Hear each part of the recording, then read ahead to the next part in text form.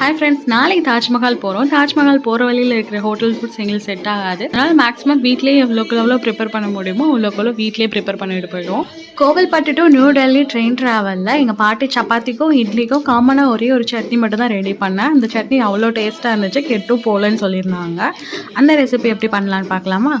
இந்த ரெசிபிக்கு ஒரு மிக்சர் ஜாரில் 2 கைப்பிடி சின்ன வெங்காயம், 1 இன்ச் புளி, 4 தக்காளி, 5-6 வரமிளகா இதெல்லாம் சேர்த்து நல்ல ஒரு ஃபைன் பேஸ்ட்டாக அரைச்சி எடுத்துக்கோங்க. ஏதாச்சும் பாட்டிக்கிட்ட இருந்தால் கொஞ்சமாக சமையலை கற்றுக்கிடலான்ட்டு ஒரு புது பேன், அதுவும் பாட்டி கையால் அன்பாக்சிங் பண்ணி அவங்களே ஃபஸ்ட்டு சமைக்கவும் விட்டுட்டேன்.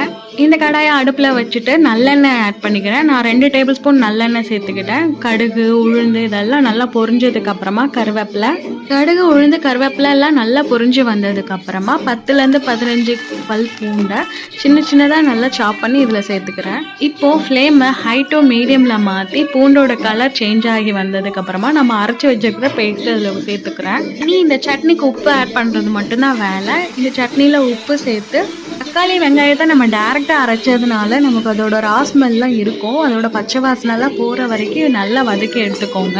இந்த அளவுக்கு சட்னி வதக்கி எடுத்ததுக்கப்புறமா நீங்கள் ஸ்டவ் ஆஃப் பண்ணி ஆறுனதுக்கப்புறம் ஒரு ஏர்டைட் கண்டெய்னரில் எடுத்து வச்சிங்கன்னா 2 to 3 days வரைக்கும் கெட்டு போகாமல் இருக்கும். நம்ம நெக்ஸ்ட் டைம் ட்ராவலில் இந்த ரெசிபியை ட்ரை பண்ணி பாருங்கள். Bye friends.